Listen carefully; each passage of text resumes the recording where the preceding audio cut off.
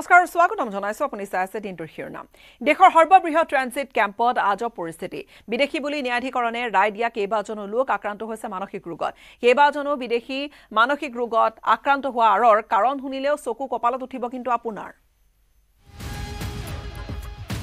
চিনাক্ত হৈছে বিদেশী দেশান্তৰিত হোৱা নাই যুগ যুগ ধৰি বন্দী হৈ আছে ট্ৰানজিট কেম্পত মাটিয়াৰ ট্ৰানজিট কেম্পত দীৰ্ঘদিনে বন্দী হৈ থাকি মানসিক ৰোগত আক্ৰান্ত হৈছে 15 গৰাকী বিদেশী ন্যায়াধিকৰণে বিদেশী বুলি ৰায় দিয়াৰ পাছতো বাংলাদেশৰ ঠিকনা গোটাব নোৱাৰাৰ বাবে প্ৰশাসনে বিতৰণ কৰিব পৰা নাই 15 গৰাকী বিদেশী কাজী শাস্তিৰ ম্যাদ উকলি যোৱাৰ পাছতো দেশৰ ভিতৰতে সৰ্ববৃহৎ মাটিয়াৰ এই ট্ৰানজিট কেম্পত বন্দী হৈ থাকি মানসিকভাৱে ভাগি পৰিছে বিদেশী নাগৰিক কেইগৰাকী অৱস্থা এনে পৰ্যায় পাইছেগৈ যে এতিয়া ট্ৰিবিউনেলে বিদেশী বুলি ৰায় দিয়া লোকক প্ৰশাসনে প্ৰদান কৰিব লগা হৈছে মানসিক ৰোগৰ চিকিৎসা পিছফালে যিটো ট্ৰানজিট কেম্প আপোনালোকে দেখিবলৈ পাইছে এই ট্ৰানজিট কেম্পটোত এতিয়াও বিদেশী বুলি চিনাক্ত হোৱা প্ৰায় 180 গৰাকী বিদেশী ইয়াতে আছে আৰু আমাৰ হাতত যে তথ্য আহি পৰিছে আমি যে তথ্য লাভ কৰিছো ইয়াতে থকা যিসমূহ বাংলাদেশী নাগৰিক আছিলে বা বাংলাদেশী যিখিনি বিদেশী আছিলে তেখেতসকলৰ মানসিক অৱস্থা ভাল নহয় অৰ্থাৎ মানসিক ৰোগত আক্ৰান্ত হৈছে 12 জনতকৈ অধিক আসলতে পুৰুষ মহিলা দেশৰ ভিতৰতে সৰ্ববৃহৎ গোৱালপাৰা জিলাৰ মাটিয়াৰ এই ট্ৰানজিট কেম্পত আছে 200 জন বন্দী তাৰে 180 গৰাকী বিচৰাধীন আসামী বিদেশী ঘোষিত 20 গৰাকী বন্দীক লৈ বিপাঙত পৰিছে প্ৰশাসন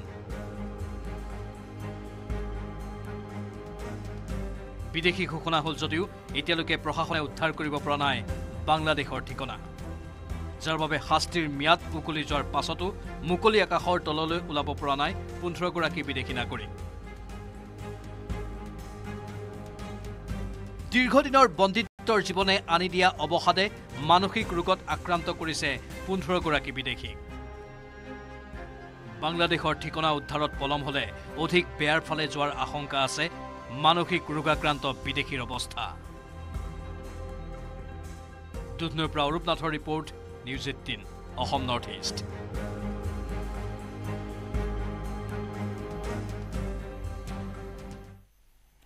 জুনত ঘোষণা হ'ব লোকসভা নিৰ্বাচনৰ ফলাফল তাৰ পিছতে অসমৰ কেইবাটাও বিধানসভা সমষ্টিত উপনিৰ্বাচন অনুষ্ঠিত হোৱাৰো এক প্ৰকাৰ নিশ্চিত উল্লেখযোগ্য যে এইবাৰ অসমৰ 8 গৰাকী বিধায়ক অৱতীৰ্ণ হৈছে লোকসভা নিৰ্বাচনত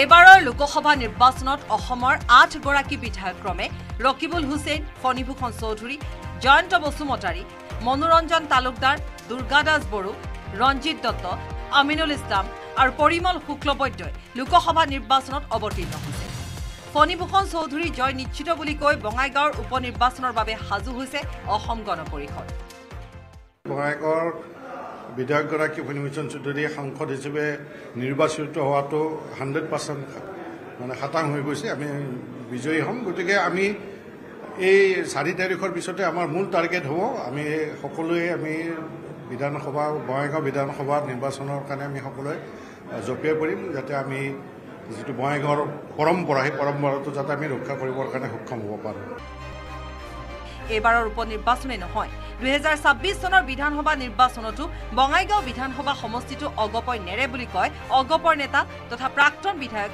সত্যব্ৰত কলিতাই প্ৰায় ধাৰাবাহিকভাৱে 8 বাৰ 1985 চনৰ পৰা আমি জিকি আছো গতিকে সেইটো সমষ্টি নিশ্চয় আমাৰ হাতত থাকিব বুলি আমি বিশ্বাস কৰোঁ নিশ্চয় আমাৰ হাতত থাকিব উপনিৰ্বাচনত থাকিব 26 নিৰ্বাচনতো আমাৰ হাতত থাকিব বুলি আমি বিশ্বাস কৰোঁ কংগ্ৰেছৰ বিধায়ক দিগন্ত বৰ্মনৰ দাবী কেৱল সামগুৰি বিধানসভা সমষ্টিতে হ'ব উপনিৰ্বাচন কাৰণ ধুবুৰীত ৰকিবুল হুছেইন বিশাল ব্যৱধানত জয়ী হ'ব আন সমষ্টিত বিধায়কসকল জয়ী হ'ব বুলি নাভাবে দিগন্ত বৰ্মনে কংগ্ৰেছ দলৰ ফালৰ পৰা আমাৰ এজন অকল ৰকিবুল হুছেইন ডাঙৰীয়াক ধুবুৰী প্ৰাৰ্থিত্ব দিছিলে আৰু নিশ্চিতভাৱে ৰকিবুল হুছেইন ডাঙৰীয়া প্ৰায় 4-5 লাখ ভোটৰ ব্যৱধানত নিৰ্বাচিত হ'ব আৰু নিশ্চিতভাৱে সামগুৰি আসনখন খালী হ'ব তাতেতো আমি কেণ্ডিডেট দিম আৰু জিকিম আমি আৰু অন্যান্য ক্ষেত্ৰত বাই ইলেকশ্যনৰ কথা অহা নাই কাৰণ আমি বাই ইলেকশ্যন হোৱা বুলি নাভাবোঁ বিজেপি সূত্ৰৰ মতে পৰিমল শুক্লবৈদ্য, ৰঞ্জিত দত্ত, অগপৰ ফণীভূষণ চৌধুৰী আৰু UPPLৰ জয়ন্ত বসুমতাৰীও জয়ী হ'ব। তেনে ক্ষেত্ৰত ধলাই, বিহালী, বঙাইগাঁও আৰু চিডলিত উপনিৰ্বাচন হ'ব। আনহাতে দৰং, ওদালগুৰি সমষ্টিৰ পৰা নিৰ্বাচন খেলা বিধায়ক দুৰ্গাদাস বড়োৱে নিজৰ হাতত জয়ৰ অংক আছে বুলি কয়। অৱশ্যে এতিয়াও হিচাপ মিলা নাই বৰপেটাৰ পৰা নিৰ্বাচন খেলা বিধায়ক মনোৰঞ্জন তালুকদাৰ আৰু নগাঁৱৰ পৰা নিৰ্বাচন খেলা বিধায়ক আমিনুল ইছলামৰ। সমান্তৰালকৈ দুগৰাকী ৰাজ্যসভাৰ সাংসদ ক্ৰমে সৰ্বানন্দ সোণোৱাল আৰু কামাখ্যা প্ৰসাদ তাছাই এইবাৰ লোকসভাৰ নিৰ্বাচনত প্ৰতিদ্বন্দ্বিতা কৰিছে। তেওঁলোক জয়ী হ'লে অসমৰ ৰাজ্যসভাৰ 2খন আসনো খালী হ'ব। কেমেৰা পাৰ্চন অঞ্জন ডেকাৰ সৈতে বিপুল বৰ্মনৰ report, news 18 Assam north east. কোন হ'ব কংগ্ৰেছৰ পৰৱৰ্তী সভাপতি? কাৰ ওপৰত নিৰ্ভৰশীল হৈছে কংগ্ৰেছ দল? APCCৰ সভাপতি হ'বলৈ ইতিমধ্যে কোনে সম্পন্ন কৰিছে হোমৱৰ্ক? কংগ্ৰেছৰ পৰৱৰ্তী সভাপতিক লৈ এইবাৰ ভৱিষ্যতবাণী কৰিছে ডিব্ৰুগড়ৰ বিজেপি বিধায়ক প্ৰশান্ত ফুকনে। অখিল গগৈয়ে কংগ্ৰেছৰ সভাপতিৰ দায়িত্ব অতি সোনকালে ল'ব।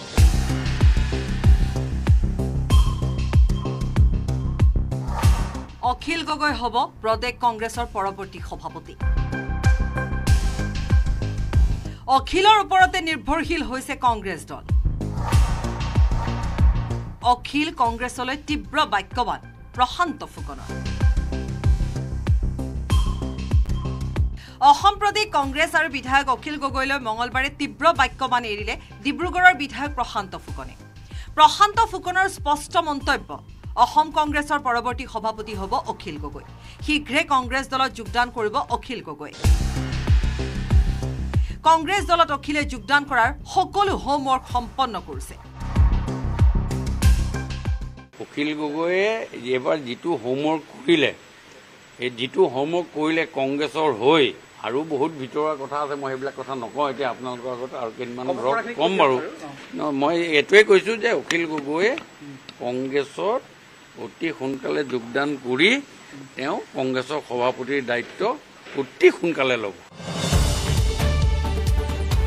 অখিল গগৈ কংগ্ৰেছত কিয় যোগদান কৰিব তাৰ ওপৰত ব্যাখ্যা আগবঢ়াই প্ৰশান্ত ফুকনে আৰু ক'লে, লোকসভা নিৰ্বাচনতো অখিল গগৈ নহ'লে আৰম্ভই হোৱা নাছিল কংগ্ৰেছৰ নিৰ্বাচনী সভা। একে সময়তে প্ৰশান্ত ফুকনে ডিব্ৰুগড়ত 4.5 পৰা 5 লাখ ভোটত বিজেপিৰ প্ৰাৰ্থী সৰ্বানন্দ সোণোৱাল জয়ী হ'ব বুলিও মন্তব্য কৰে। ডিব্ৰুগড় চিটত সৰ্বানন্দ সোণোৱাল ডাঙৰীয়াই আমাৰ টোটেল 12,70,000 ভোট আছে। এতিয়াও আজিও মই আপোনাক কৈছোঁ 4.5 লাখৰ পৰা 5 লাখৰ ভিতৰত সৰ্বানন্দ সোণোৱাল ডাঙৰীয়া ডিব্ৰুগড় চিটত জিকিব। লুইনজ্যোতি গগৈ 3 লাখ ভোট পাব, নাপাব বুলি কোৱা নাই। লগতে লোকসভা নিৰ্বাচনত বিজেপিয়ে 11+ আসনত জয়ী হ'ব বুলিও দাবী কৰিলে প্ৰশান্ত ফুকনে। এই সংখ্যা বাঢ়ি যোৱাৰো সম্ভাৱনা আছে বুলিও ক'লে। সমান্তৰালভাৱে কংগ্ৰেছক কটাক্ষ কৰি কয় যে কংগ্ৰেছৰ আগৰ দৰে মাংস পেলাই দিব লাগিব 4 জুনত।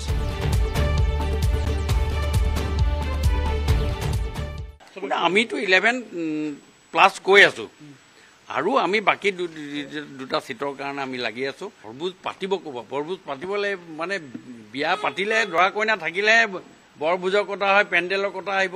সি জিকিবই নোৱাৰে, ভূপেন বৰা ডাঙৰীয়া জিকিবই নোৱাৰে। অখিল কংগ্ৰেছৰ যুগলবন্দীলৈ টিপ্পনী দি বিধায়ক দিগন্ত কলিতায়ো ক'লে, 26ত নহয় 24তে কংগ্ৰেছৰ শৰণাপন্ন হ'ল অখিল। তেওঁ সভাপতি হ'বনে নহ'ব নাজানো, কিন্তু কংগ্ৰেছ চৰকাৰৰ দিনত অখিলৰ নেতৃত্বত দিছপুৰত হোৱা প্ৰতিবাদত তেওঁৰ সতীৰ্থই আন্দোলনত প্ৰাণ দিবলগীয়া হৈছিল।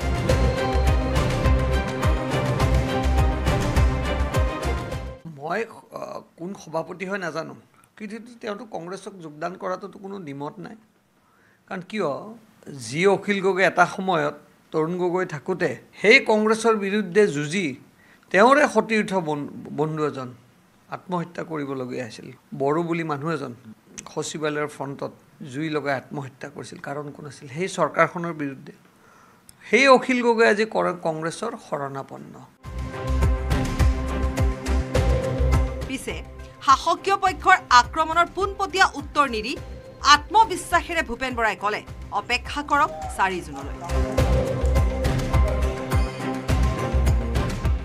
বিজেপিয়ে 14ৰ পৰা আহি এসপ্তাহত 11লৈ আহি গ'ল, আৰু 7 দিন চাই থাকক। আগতকৈ বহুত ভোট বাঢ়িছে, আনকি আপোনালোকৰ 2-এটা চেনেলৰ মালিকবিলাকে আমাক ছাপোৰ্ট কৰা নাই। কেমেৰাত অঞ্জন ডেকাৰ সহযোগত বিপুল বৰ্মন আৰু হীৰক জ্যোতি মালাকাৰৰ report news 18 Assam north east.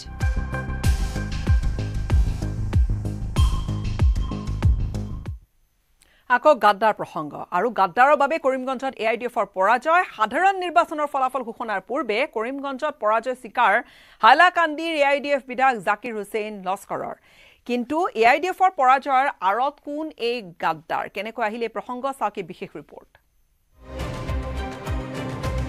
AIDFত গাদ্দাৰৰ বাবে কৰিমগঞ্জত AIDFৰ পৰাজয় দেশৰ সাধাৰণ নিৰ্বাচনৰ ফলাফল ঘোষণাৰ পূৰ্বে কৰিমগঞ্জত পৰাজয় স্বীকাৰ জাকিৰ হুছেইন লস্কৰৰ হেটো সব হাৰিলো এইবিলাক গদ্দাৰ কিছু থাকাৰ কাৰণে এনেকুৱা গদ্দাৰ কিছু আছিলে এজন তো একদম ফ্ৰণ্টত ওলাইছে আৰু ওলাব লাহে লাহে পিছে AIDFত গাদ্দাৰ কোন কাৰ গাদ্দাৰীৰ বাবে কৰিমগঞ্জত AIDFৰ পৰাজয় দলৰ গাদ্দাৰ চিনাক্ত কৰিবলৈ ইতিমধ্যে দলীয় নেতৃত্বই পৰ্যালোচনা অব্যাহত ৰখা বুলি দাবী কৰে হাইলাকান্দিৰ AIDFৰ বিধায়ক জাকিৰ হুছেইন লস্কৰে সেই অনুসৰি ইতিমধ্যে এগৰাকী চিনাক্ত হোৱা বুলিও উল্লেখ কৰা হৈছে দলৰতো ক্ষতি হৈ আছে এইটো কাৰণেতো সকজ পালে দলৰ ক্ষতি এজনে বিধায়কে কৰি আছে তিনিটা দল একলগত চলাই আছে আমাৰ দলক জনজা দি মাটি দি জনজা দি পিছত মানে তেখেতে চেণ্ট্ৰেলত যদি কংগ্ৰেছত যাব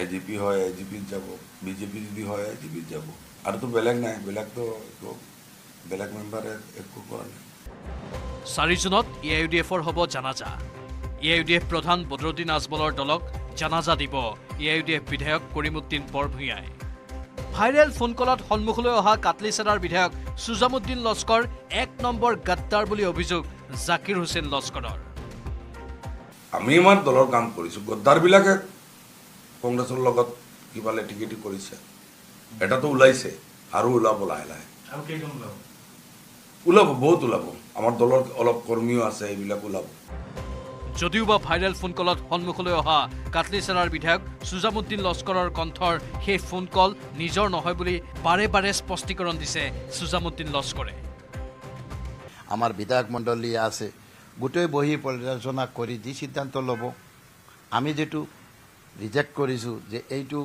যেটো ভয়েস ৰেকৰ্ড ভাইৰেল হৈছে এইটো আমাৰ নহয় দলীয় সতীৰ্থ হৈ বিপৰীত মেৰুত স্থিতি জাকিৰ হুছেইন লস্কৰৰ সুজামুদ্দিন লস্কৰলৈ মুকলি প্ৰত্যাহ্বান যদি ফোন কল ভুৱা তেন্তে আইনী ব্যৱস্থা গ্ৰহণ কৰি প্ৰমাণ কৰক আৰে ভাই মেকিং কৰা যদি হয় বা আমি যদি ওলাও তেখেতে এজন আইনসভাৰ সদস্য তেখেতে এইটো নাজানে নেকি তেখেতে কেছ কৰি দিও মই চ্যালেঞ্জ কৰিছো এইটো 1 ঘণ্টাহে লাগে পুলিচৰ কিমান টাইম লাগে আইনী ব্যৱস্থা লওক ধমকি দিলাম নাই ইমানেই নহয় বৰাকৰ বিধায়ক সুজামুদ্দিন লস্কৰৰ দুৰ্নীতি সন্দৰ্ভতো মুকলি প্ৰত্যাহ্বান জাকিৰ হুছেইন লস্কৰৰ তেখেতৰ নেতৃত্বত তেখেতৰ মিছেছ জিলা পৰিষদৰ মেম্বাৰ লাষ্ট টাৰ্ম আগৰ টাৰ্মত তেখেতে আছিলে 15 ফাইনেন্সৰ টোটাল ৰুল ভাইলেট হৈছে স্কিমেটিকেল এইটো কমিটি হ'ব লাগে এইটো তদন্তত আহি আছে অলপ ৰক না কি হয় জল পথ হৈ যাব কেমেৰা পাৰ্চন সঞ্জয় বৰাৰ সৈতে বলেন ভট্টাচাৰ্যৰ report news 18 Assam north east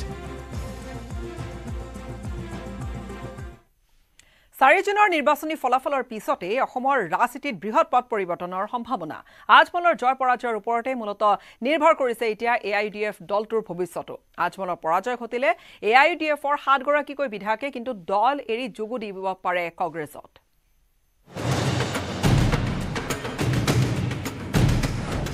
আজমলৰ প্ৰতি মোহভংগ AIDFৰ বিধায়কৰ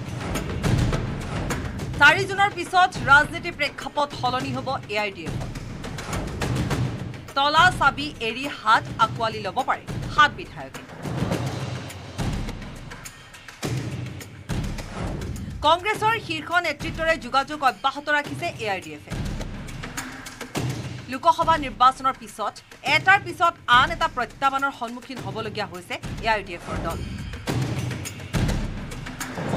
দলটোৰ মুৰব্বী বদৰুদ্দিন আজমলৰ ভূমিকাক লৈ ক্ষুণ্ণ হোৱাৰ লগতে 2 বৰাকৰ বিধায়কৰ সুপাৰী সিন্ডিকেট কেন্দ্ৰিক সংঘাতে লৈছে ভয়ংকৰ ৰূপ তাৰ মাজতে পোহৰলৈ আহিছে দল এৰিব বিচৰা বিধায়কৰ তালিকা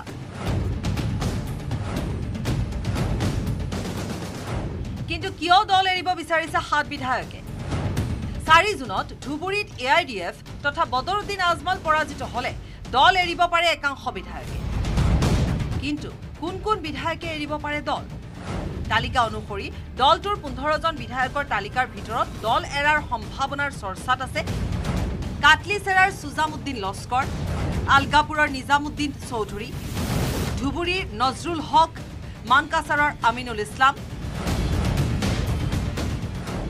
চেঙাৰ আশৰাফুল হুছেইন দলগাঁৱৰ মজিবুৰ ৰহমান বিলাসীপাৰাৰ বিধায়ক শামছুল হুদা ধুবুৰীত আজমল পৰাজিত হলে এই সকল নেতাই কংগ্ৰেছত যোগদান কৰাৰ পূৰ্ণ সম্ভাৱনা আছে অহা 4 জুনৰ পিছত কোনে কোনে দল এৰিব এই সকলো স্পষ্ট হৈ পৰাৰ সম্ভাৱনা ব্যক্ত কৰিলে দলৰ পৰা চৌকজ লাভ কৰা বিধায়ক সুজামুদ্দিন লস্কৰে এনেকেই তো চলি আছে এইবিলাক পৰ্যালোচনা হ'ব 4 তাৰিখৰ পাছত এইবিলাক বহুত কথা আছে আজি আমি মিডিয়াত একো নকম 4 তাৰিখৰ পাছত দলীয়ভাৱে আপোনালোকে পাই যাব ইফালে AIDFৰ নহয় কংগ্ৰেছৰ বিধায়কে AIDFত যোগদান কৰি 26ৰ বিধানসভা নিৰ্বাচন খেলিব বুলি মন্তব্য বিধায়ক কৰিমউদ্দিন বৰভূঞাৰ অহা দিনত চাব কংগ্ৰেছৰ এক্সিষ্টিং বিধায়কৰ পৰা মিনিমাম 3-4 জন আমাৰ ফালৰ পৰা খেলিব সুযোগ বুজি AIDFৰ সুপাৰি সিন্ডিকেটক লৈ মন্তব্য কৰিলে ভূপেন বৰায়ো নাই সিন্ডিকেট যে মই কৈ আছিলো কমলেশ্বৰ পুৰকাশ্বৰ যে নাৱত বহি পেলাই ৰাহুল গান্ধী ডাঙৰীয়াক কৈছিলে কেমেৰাত সঞ্জয় বৰা আৰু অঞ্জন ডেকাৰ সহযোগত হিৰক জ্যোতি মালাকাৰৰ report news 18 Assam north east নগাঁৱৰ জাজৰিত ঘটিল এটা ভয়ংকৰ কাণ্ড দলংঘাট মহাত্মা গান্ধী আদৰ্শ চিকিৎসালয়ত চিকিৎসা কৰিবলৈ যোৱা ছাত্ৰক ঔষধৰ পৰিৱৰ্তে স্বাস্থ্যকৰ্মীয়ে মূৰত ঢালি দিলে এচিড দুৰ্ঘটনাত পতিত ছাত্ৰজনক পৰিয়ালৰ সন্মুখতে ড্ৰেছিং কৰিবলৈ যাওঁতে নাৰ্ছে আয়োডিনৰ পৰিৱৰ্তে মূৰত ঢালি দিলে এচিড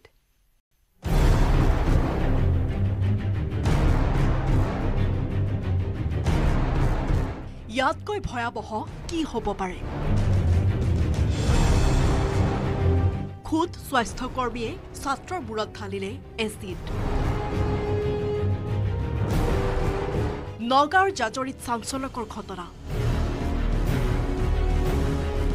দলংঘাট মহাত্মা গান্ধী আদৰ্শ চিকিৎসালয়ত চিকিৎসা কৰিবলৈ যোৱা জাজৰিৰ আব্দুল ইলহাম ৰহমান নামৰ ছাত্ৰগৰাকী দুৰ্ঘটনাত পতিত হৈ মূৰত গুৰুতৰভাৱে আঘাতপ্ৰাপ্ত হৈছিল আঘাতপ্ৰাপ্ত ছাত্ৰজনক চিকিৎসাৰ বাবে দলংঘাট মহাত্মা গান্ধী আদৰ্শ চিকিৎসালয়লৈ লৈ যোৱা হৈছিল ছাত্ৰগৰাকীৰ চিকিৎসাৰ পাছত ড্ৰেছিং কৰিবলৈ যাওঁতে নাৰ্ছে আয়োডিনৰ পৰিৱৰ্তে ছাত্ৰগৰাকীৰ মূৰত ঢালি দিলে এচিড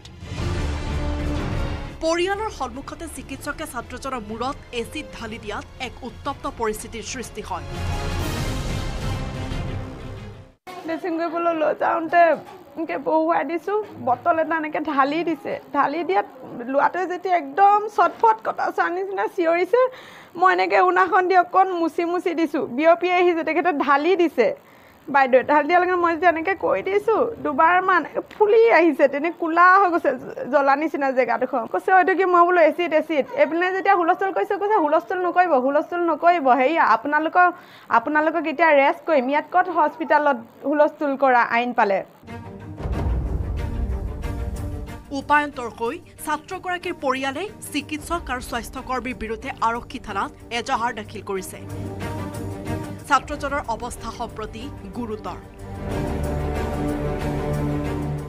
নাৰ্ছকেইজনীৰ পৰা ধৰি ডক্টৰলৈকে তেখেতৰ কোনো লোক ভাল এটা ৰেছপন্স নাই ডক্টৰে এইটোৱে ক'ব বিচাৰিছে যে আপোনালোকে হুলস্থুল নকৰিব আমি পুলিচ মাতিম কিন্তু ডক্টৰজনী এইটো কৰিব লাগিছিলে যে কিবা এটা হৈ গৈছে যে আমি ঠিক কৰিব পাৰোঁ প্ৰব্লেমটো ছল্ভ কৰিব পাৰিম যে আমি ঠিক কৰিম সেইটো নকলে কিন্তু আৰু উল্টাই ধমকি দিয়ে আৰু যিটো মেডিচিনৰ বটলটো তেখেতে লুকুৱাবলৈ চেষ্টা কৰে গতিকে সেইটো এটা উচ্চ তদন্ত বিচাৰ লাগে আমাক কাৰণ যিহেতু আমাৰ ভৱিষ্যতে যাতে এনেকুৱা এটা ঘটনা আকৌ নহয় ভাস্কৰ জ্যোতি শইকীয়াৰ report news 18 Assam north east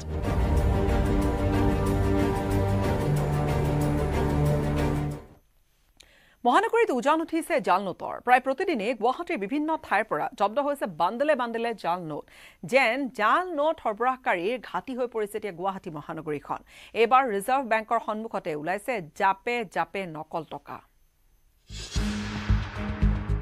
reserve বেংকৰ সন্মুখত ওলাল জাপে নকল নোট জাল নোট সৰবৰাহৰ ঘাটি গুৱাহাটী মহানগৰী লাখ লাখ নকল টকাৰ বান্দিল সহ জালত পৰিল এজন উত্তৰ পূবৰ দুৱাৰমুখ এইখন গুৱাহাটী মহানগৰীত এতিয়া ঘাটি পাতিছে জাল নোট সৰবৰাহকাৰীয়ে নকল টকাৰ জাল পতা সৰবৰাহকাৰীৰ এতিয়া টাৰ্গেট হ'ল ৰিজাৰ্ভ বেংকৰ সন্মুখতে জাল নোট সহ গ্ৰেপ্তাৰ হ'ল এজন হয় এইটো বহিৰাজ্যৰ সৰবৰাহকাৰীৰ পৰা আৰক্ষীয়ে উদ্ধাৰ কৰে এইসমূহ নকল নোট পানবজাৰ আৰক্ষীয়ে লাভ কৰিছিল সেই গোপন খবৰ আৰু সেই খবৰৰ ভিত্তিতে আৰক্ষীয়ে যেতিয়া অভিযান চলাইছিল তেতিয়া ৰিজাৰ্ভ বেংকৰ এই সন্মুখ ভাগৰ পৰাই আৰক্ষী গ্ৰেপ্তাৰ কৰিবলৈ সক্ষম হৈছিল সেই জাল নোট সৰবৰাহকাৰীটোক আৰক্ষীয়ে সেই সৰবৰাহকাৰীটোৰ পৰা উদ্ধাৰ কৰিছে প্ৰায় 3 লক্ষাধিক টকাৰ জাল নোট টকাৰ বান্দিলত ওলাল 100 500 আনকি 2000 টকীয়া নকল নোটো ছত্তীশগড়ৰ মুকেশ কুমাৰ সাহুক গ্ৰেপ্তাৰ কৰে পানবজাৰ আৰক্ষীয়ে এইটো ধৃত মুকেশ কুমাৰক এতিয়া জেৰা চলাইছে মহানগৰ আৰক্ষী জাল নোট সৰবৰাহকাৰীৰ ঘাটি তথ্য উলিয়াইছে আৰক্ষীয়ে পিছে কৰ পৰা কেনেকৈ আহিল ইমানবোৰ টকা চলিছে তদন্ত প্ৰক্ৰিয়া গতিকে সাৱধান ধনৰ লেনদেনৰ সময়ত আপুনিও হওক সতৰ্ক কাৰণ গুৱাহাটীৰ বজাৰত টাৰ্গেট কৰিছে এতিয়া দুষ্ট চক্ৰই গুৱাহাটীৰ পৰা দীপাংকৰ দাসৰ report news 18 Assam north east এইটো মাইথান ষ্টিল নহয় ওচৰ চুবুৰীয়াসকলে লগাইছে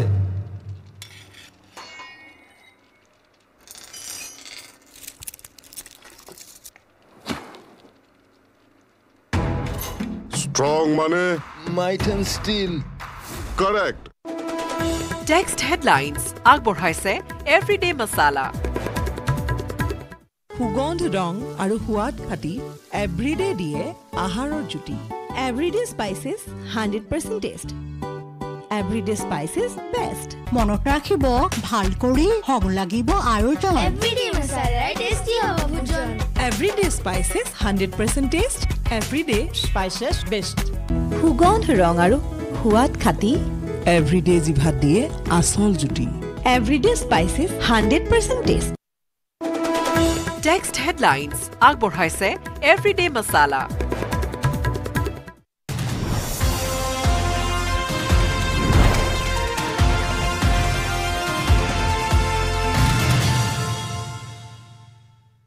বাতৰিয়া পূব পাকিস্তানৰ যি মাটিকালি সেই মাটিকালিত বাংলাদেশ নামৰ এখন স্বাধীন ৰাষ্ট্ৰৰ জন্ম হৈছিলে ভাৰত পাকিস্তানৰ যুদ্ধ হৈছিলে যুদ্ধৰ পিছত 1972 চনত জুলফিকাৰ আলী ভুট্টো সেই সময়ত পাকিস্তানৰ প্ৰধানমন্ত্ৰী আৰু ভাৰতবৰ্ষৰ সেই তেতিয়াৰ প্ৰধানমন্ত্ৰী ইন্দিৰা গান্ধীৰ মাজত এখন চুক্তি স্বাক্ষৰ হৈছিল যিখন চুক্তিক চিমলা এগ্ৰিমেণ্ট বুলি কোৱা হয় চিমলা এগ্ৰিমেণ্টৰ অধীনত সেই 1949 চনৰ কৰাচী এগ্ৰিমেণ্টৰ অধীনত সিজ ফায়াৰ লাইনডালক নতুনকৈ নামাকৰণ কৰি কোৱা হ'ল লাইন অফ কণ্ট্ৰল বুলি আজিও সেই লাইনডালক লাইন অফ কণ্ট্ৰল বুলি কোৱা হয় জুলফিকাৰ আলী ভুট্টো আৰু ইন্দিৰা গান্ধীয়ে এটা সিদ্ধান্তত উপনীত হৈছিলে তেওঁলোকে ভাবিছিল স্থায়ী শান্তিৰ কাৰণে এই যিডাল ৰেখা এই ৰেখাডালকে আন্তঃৰাষ্ট্ৰীয় সীমান্তৰ মৰ্যাদা পৰ্যায়ক্ৰমে দুইখন দেশৰ মাজত আলোচনা বিলোচনা কৰি দিয়া হ'ব কিন্তু সেয়া হৈ নুঠিলে 1994 চনত যেতিয়া পি ভি নৰসিংহৰাও ভাৰতৰ প্ৰধানমন্ত্ৰী হৈ আছিল তেতিয়া এক প্ৰস্তাৱ গৃহীত কৰা হৈছিল সদনৰ মজিয়াত লোকসভাৰ মজিয়াত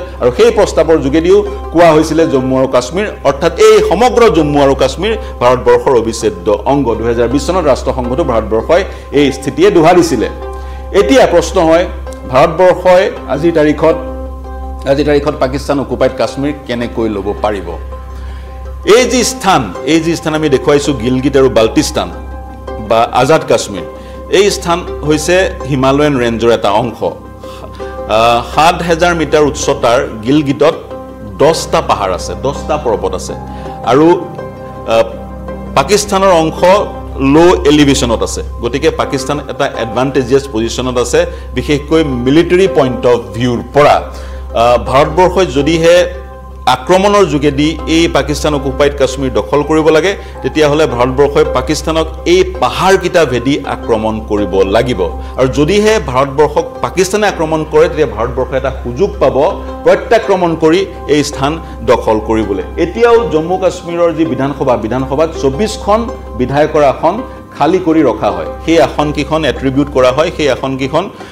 কৰা হয় পাকিস্তান অকুপাইড কাশ্মীৰৰ জনপ্ৰতিনিধিৰ কাৰণে বিভিন্ন সময়ত বাতৰি আহে 2023 চনতো সংবাদ শিৰোনাম দখল কৰিছিলে গিলগিট আৰু বাল্টিস্তানৰ কিছু বাতৰিয়ে গিলগিট আৰু বাল্টিস্তানৰ লোকসকলে বিভিন্ন সময়ত বিদ্ৰোহ কৰা পৰিলক্ষিত হয় পাকিস্তানৰ বিৰুদ্ধে বিদ্ৰোহ কৰা পৰিলক্ষিত হয় আৰু সেই বিদ্ৰোহ যদি এনে এক পৰ্যায় পাইগৈ যদিহে তেওঁলোকে ভাৰতবৰ্ষৰ সৈতে স্বইচ্ছাই সংযুক্ত হ'ব পাৰে বিশ্ব সমুদায়ৰ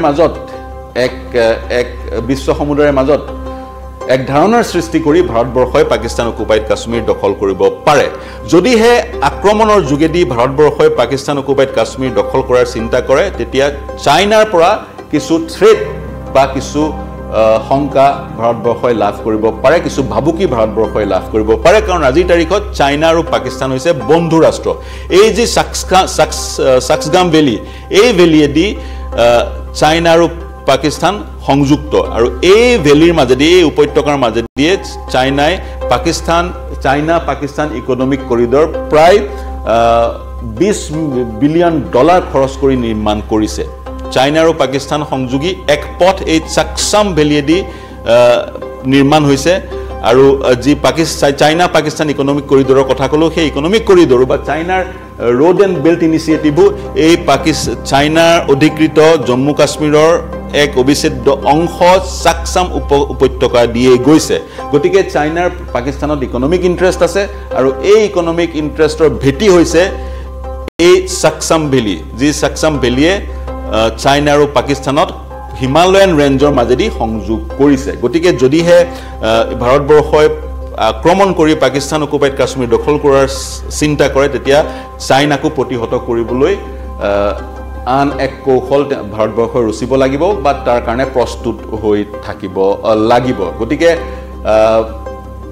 ভৱিষ্যতে কেতিয়া পাকিস্তান অকুপাইড কাশ্মীৰ ভাৰতৰ অংশ হয় এই মুহূৰ্তত ক'ব পৰা নাযায় কিন্তু পৰিলক্ষিত হৈছে শাসক দল বিশেষকৈ বৰ্তমানৰ শাসক দল বিজেপিয়ে দাবী কৰিছে বিভিন্ন সময়ত বিভিন্ন শীৰ্ষ পৰ্যায়ৰ নেতাৰ যোগেদি যদিহে 400খন আসন বিজেপিয়ে লাভ কৰে তেতিয়া পাকিস্তান অকুপাইড কাশ্মীৰ ভাৰতবৰ্ষৰ সঁচা অৰ্থত অংশ হৈ পৰিব পৰৱৰ্তী সময়ত এই দাবী কিমান ফলপ্ৰসূ হয় পৰৱৰ্তী সময়ত গম পোৱা যাব পাকিস্তান অকুপাইড কাশ্মীৰ ভাৰতবৰ্ষৰ অংশ কেনেকৈ হ'ব পাৰে যদিও ভাৰতবৰ্ষৰ ইণ্ট্ৰিগেল পাৰ্ট প্ৰত্যক্ষভাৱে ভাৰতবৰ্ষৰ অংশ কেনেকৈ হ'ব পাৰে সময়ত গম পোৱা যাব কিন্তু বিষয়টো যথেষ্ট জটিল আৰু জিঅ'পলিটিকেলিও এই স্থান ভাৰতবৰ্ষৰ কাৰণে যথেষ্ট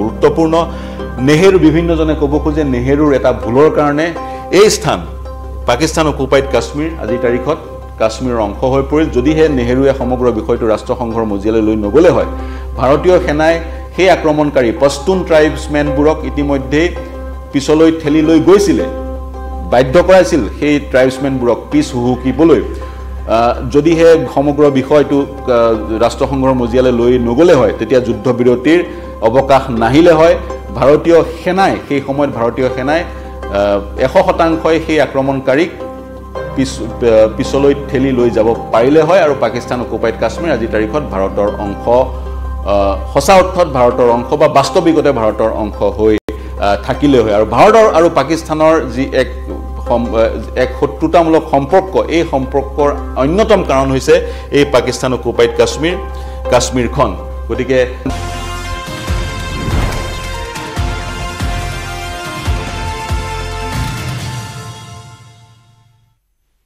দুৰ্ঘটনাত আহত একমাত্ৰ পুত্ৰৰ চিকিৎসাৰ বাবে যোগাৰ কৰা 26,000 টকা হেৰুৱাই এতিয়া সৰ্বশান্ত হৈছে ৰোগীয়াৰ কনিহাৰ সোণেশ্বৰী কলিতা নামৰ এগৰাকী দুৰ্ভগীয়া মাতৃ মহানগৰীত চিটি বাছত উঠিছিল আৰু চিটি বাছত লেডি থিফে কৌশলেৰে লুটি নিলে ৰোগীয়া পুত্ৰৰ দৰৱ কিনিবলৈ অনা সেই 26,000 টকা মহানগৰীৰ বাছত ঘূৰিছে লেডি গেঙৰ টাৰ্গেট সহজ সৰল মহিলা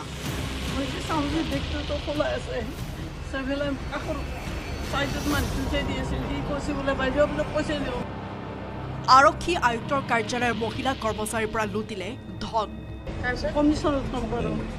কান্দি কান্দি থানালৈ আহিছে এইগৰাকী মহিলাগৰাকীৰ নাম সোণেশ্বৰী কলিতা কৰ্মৰত আৰক্ষী আয়ুক্তৰ কাৰ্যালয়ত মই তাতে উঠিছিলোঁ আদাবাৰীত উঠিছোঁ এটা নাম কাছাৰী কমিশ্যনত কাম কৰোঁ মই যে চাওঁ যে বেগটোতো খোলাই মঙলবাৰৰ কাৰ্যালয়লৈ আহিছিল মহিলাগৰাকী। মহিলাগৰাকীয়ে নিজৰ কৰ্মস্থানলৈ আহিছিল মহানগৰীত চলাচল কৰা এখন চিটি বাছত। বাছৰ এটা চিটত বহিছিল আন এগৰাকী মহিলা। হৈছিল মহিলাগৰাকীৰ লগত বাৰ্তালাপ। সেই সময়ত চুৰ প্ৰবৃত্তিৰ মহিলাগৰাকীয়ে কৌশলেৰে লৈ গ'ল সোণেশ্বৰী কলিতাৰ ২৬,০০০ টকা। কিছুদিন পূৰ্বে সোণেশ্বৰী কলিতাৰ পুত্ৰ এটা পথ দুৰ্ঘটনাত হৈছিল গুৰুতৰভাৱে আঘাতপ্ৰাপ্ত। পুত্ৰৰ চিকিৎসাৰ বাবে বেগত লৈ আনিছিল ২৬,০০০ টকা। চাইডত মানুহটো উঠাই দি আছিল, সি কৈছে বোলে বাইদেউ বোলে পইচা দিওঁ। মই বোলে আপুনি কেনে ধৰিলে, মোকতো ক'ব লাগিছিলে। আমি মই তথাপি গাড়ীখনৰ পাছত দাউৰিলোঁ, দাউৰিটো পাত্তা নাপাওঁ।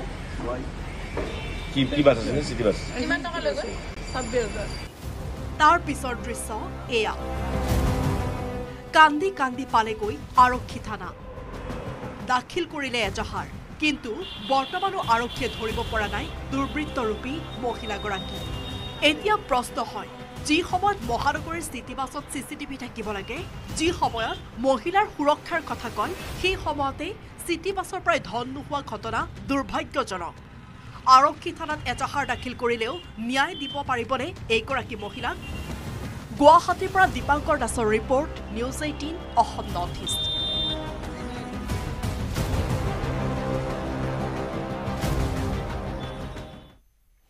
নাৰী সৰবৰাহকাৰীৰ কবলত পৰি বহিৰাষ্ট্ৰ ওমানত মৃত্যু ডবকাৰ এগৰাকী যুৱতীৰ। ১৩ মে'ত মৃত্যু হোৱা যুৱতীগৰাকীৰ মৃত্যুৰ খবৰ ২০ মে'তহে লাভ কৰিলে আৰু তাৰ পিছতে এতিয়া হাহাকাৰ পৰিস্থিতিৰ সৃষ্টি হৈছে পৰিয়ালৰ মাজত।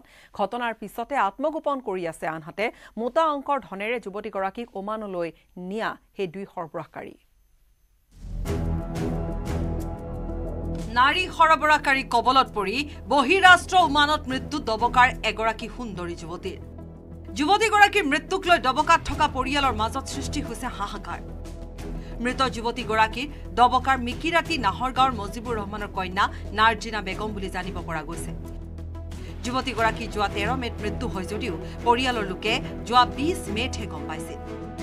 যুৱতীগৰাকীৰ ওমানৰ মস্কোত চহৰত থকা কোঠাৰ কাষতে বাংলাদেশী যুৱক মেহবুবে হত্যা কৰা বুলি সন্দেহ প্ৰকাশ কৰিছে পৰিয়ালবৰ্গই। আজিৰ পৰা ৩ বছৰ ৬ মাহমান আগত মৰাঝাৰৰ ইমৰান সেলিম আৰু ডবকাৰ চুলতানা বেগম নামৰ দুই সৰবৰাহকাৰীয়ে কাম কৰাৰ বিনিময়ত মোটা অংকৰ ধনৰ প্ৰলোভন দি যুৱতী নাজৰিনাক ওমানলৈ লৈ গৈছিল। কামত যোৱাৰ পাছত ৩ মাহৰ দৰমহা দিয়ে যদিও পৰৱৰ্তী সময়ত বাকী টকা আত্মসাৎ কৰাৰো অভিযোগ।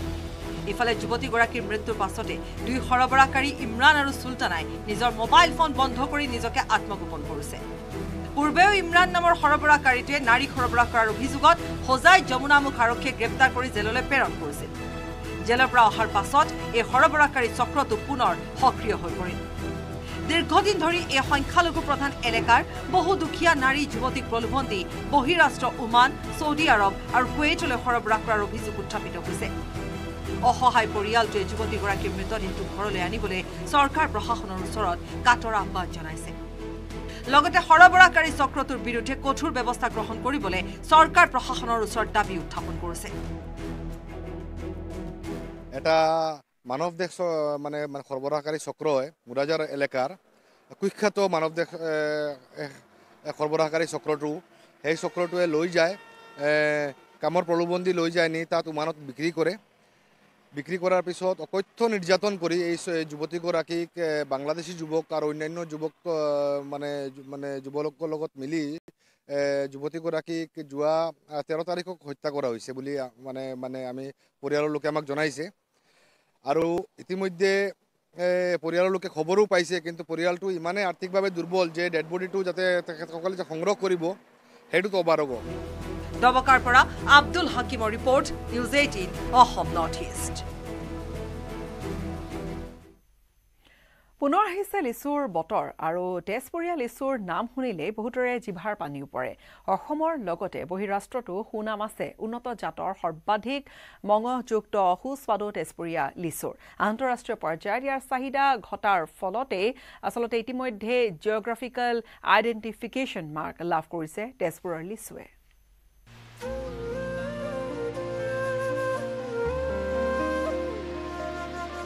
পুনৰ আহিছে লিচুৰ বতৰ। তেজপুৰীয়া লিচুৰ নাম শুনিলেই বহুতৰে জিভাৰ পানী পৰে। অসমৰ লগতে ৰাজ্যৰ বাহিৰতো বেছ নাম আছে তেজপুৰীয়া লিচুৰ। উন্নত জাতৰ সৰ্বাধিক মঙহযুক্ত সুস্বাদু হোৱা বাবেই তেজপুৰৰ লিচুৰ চাহিদা সুকীয়া। আন্তঃৰাষ্ট্ৰীয় পৰ্যায়ত ইয়াৰ চাহিদা ঘটাৰ ফলতেই ইতিমধ্যে জিঅ'গ্ৰাফিকেল আইডেণ্টিফিকেশ্যন মাৰ্ক লাভ কৰিছে তেজপুৰৰ লিচুৱে। এইবাৰো ৰাইজক লিচু যোগান ধৰিবলৈ সাজু হৈছে তেজপুৰৰ লিচু খেতিয়ক। পূৰ্বৰ দৰে এইবেলিও গছসমূহত লমে লাগিছে লিচু। তেজপুৰ বিশ্ববিদ্যালয় সংযোগী পথ পৰুৱাত অৱস্থিত বৃহত্তৰ লিচু বাগানে প্ৰতি বছৰে পূৰাই আহিছে থলুৱা তথা দেশী বিদেশী গ্ৰাহকৰ চাহিদা। 28 বিঘা ভূমিৰ বৃহত্তৰ তেজপুৰৰ পৰুৱাৰ লিচু বাগানত পোৱা যায় বম্বেয়া, বিলাতী, ইলাচি, পিয়াজী, ৰঙিয়া আৰু হালধীয়া এই 6 উন্নত জাতৰ লিচু। এই 6 উন্নত জাতৰ ভিতৰত বোম্বেয়া জাতৰ লিচুৰ মূল্য সৰ্বাধিক। একোটা বোম্বেয়া লিচু এইবাৰ উৎপাদনথলীতে বিক্ৰীৰ বাবে সাজু হৈছে 40 টকা দৰত। বম্বাইটো চবতকৈ হাইষ্ট, তাৰপিছত 20 টকাৰ পৰা 30 টকাৰ পৰা 20 টকাও আছে, 15 টকাও আছে, 6 টকা 5 টকাতো আছে নৰ্মালি। ইয়াতে 1 নম্বৰ ভেৰাইটিছ হ'ল বম্বায়া, 2 নম্বৰ ভেৰাইটিছ হ'ল বিলাতী, 3 নম্বৰ ভেৰাইটিছ হৈ গ'ল আপোনাৰ ইলাচি, 4 নম্বৰ ভেৰাইটিছ হৈ গ'ল চাইনিজ, 5 নম্বৰ ভেৰাইটি হৈ গ'ল আপোনাৰ চাহী, 6 নম্বৰ ভেৰাইটি হৈ গ'ল আপোনাৰ পিয়াজি। আমাৰ এইকেইটা 6টা পিচ বৰ্তমান আছে, ৰেডি আছে। চাইনিজটো অলপ দেৰিকৈ হয়, এইটো লাষ্ট বজাত পায়। বজাৰলৈ কেতিয়া ওলাব?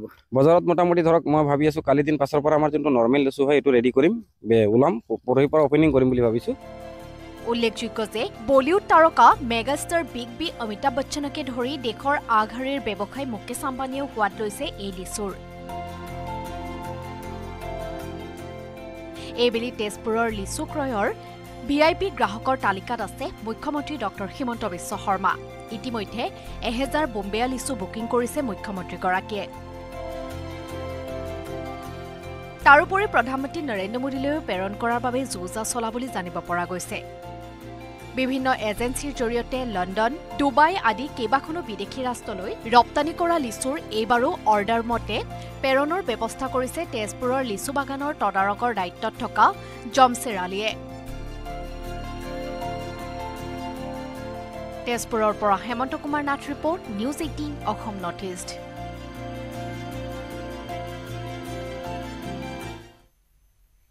চিপাঝাৰৰ গৰুখুটি ধলপুৰত পুনৰ চলিল প্ৰশাসনৰ বুলডোজাৰ।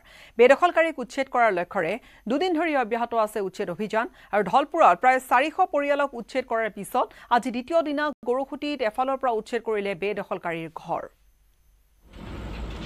আকৌ চৰ্চাত গৰুখুটি। চিপাঝাৰৰ গৰুখুটি ধলপুৰত পুনৰ চলিছে প্ৰশাসনৰ উচ্ছেদ অভিযান। 2021 চনত 2700 বিঘা মাটিত প্ৰশাসনে উচ্ছেদ চলোৱাৰ সময়ত সৃষ্টি হৈছিল সংঘাতৰ। সেই গৰুখুটিতে এইবাৰ প্ৰায় 600 পৰিয়ালক চলোৱা হৈছে উচ্ছেদ। প্ৰায় 1000 বিঘা ভূমি বেদখল কৰাৰ কাৰণে চলোৱা হৈছে এই অভিযান। পৰিয়াল এপ্ৰক্সিমেটলি 600 মান আছে। তেওঁলোকক অলৰেডি আমাৰ টোটেল 1400 মান মানুহ অলৰেডি স্থানান্তৰ কৰা হৈছে। তেওঁলোকক জাগা দিয়া হৈছে, 1 বিঘাকৈ মাটি দিয়া হৈছে। এইখিনি মানুহ এতিয়া য'ত আগৰ মানুহখিনি গৈ আছে তেনেকৈ ঠায়ে ঠায়ে তেওঁলোকক ৰিলোকেট কৰা হৈ আছে। এইখিনি মানুহ অলপমান আমি ধৰক বাৰিষাৰ ছিজন আগতে তেওঁলোকক ৰিলোকেট কৰিব লাগিব, সেইকাৰণে প্ৰচেছটো অকণমান সোনকাল কৰিবৰ কাৰণে এইখিনি কাম কৰা হৈছে। হয়, তেওঁলোকক মানে আমি টোকেন দিওঁ, টোকেন দি পেলাই তেওঁলোক যাব লাগে, সেইটোৱে আৰু প্ৰচেছ। হয়, এইখিনি প্ৰজেক্টৰ আণ্ডাৰৰ মাটি হয়। সোমবাৰৰ পৰা চলা এই উচ্ছেদ কাৰ্যত এতিয়ালৈকে 3 নং ধলপুৰ ভেটি বজাৰৰ 600টা পৰিয়ালৰ 397টা পৰিয়ালক কৰা হৈছে উচ্ছেদ। বাকী পৰিয়ালে নিজে ঘৰ ভাঙি এৰিছে বেদখল কৰা ভূমি। আমাৰ 2021 চনত 23 ছেপ্টেম্বৰত উচ্ছেদ কৰিছে। উচ্ছেদ কৰি কিনে প্ৰশাসনৰ মানুহে আমাক ইয়াতে 1000 বিঘা মাটি দেখাই দিছিলে। ইয়াতে 1000 বিঘা মাটি দেখাই দিছে আমাক। আজি 4-5 দিনমান আগৰ পৰা প্ৰশাসনে কৈ আছে যে তোমালোকে হেৰি কৰা হেৰিত মাটি লোৱা, মাগুৰ মাটি লোৱা। আমি মাটিখিনি ADC বাইদেউৰ পৰা ওলাই যাই কিনে আমি তাতে মাটিখিনি চাব গ'লোঁ। তাতে যিখিনি মাটি চালোঁ আমি, তাতে বালি মাটি আৰু একদম সূতাৰ গালত জাগা, সেই জাগাত যাই কিনে মানুহ থকাৰ কোনো উপযোগী জাগা নহয়। ইয়াৰ পূৰ্বে 2021 চনত গৰুখুটি ধলপুৰত চলোৱা উচ্ছেদ অভিযানত ধলপুৰৰ 1418টা পৰিয়ালক উচ্ছেদ কৰিছিল চৰকাৰে। তেতিয়াৰ উচ্ছেদিত পৰিয়ালসমূহক দৰং জিলাৰ দলগাঁও সমষ্টিৰ বিভিন্ন ঠাইত সংস্থাপনৰ ব্যৱস্থা কৰে চৰকাৰে। কিন্তু ইয়াৰ মাজৰে উচ্ছেদিত প্ৰায় 600 পৰিয়ালে আশ্ৰয় লৈ আছিল চৰকাৰী ভূমিত। এই পৰিয়ালসমূহক পুনৰ উচ্ছেদ কৰাৰ পদক্ষেপ লয় দৰং জিলা প্ৰশাসনে। আনহাতে প্ৰশাসনৰ নিৰ্দেশত মঙলবাৰে বহু পৰিয়ালে নিজে নিজে ঘৰ ভাঙি এৰিছে বেদখল কৰা ভূমি। চিপাঝাৰৰ পৰা Nabajyoti Basanta report, news 18 Assam north east.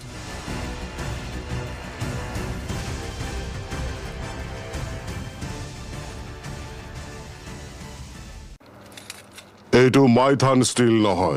ওচৰ চুবুৰীয়াসকলে লগাইছে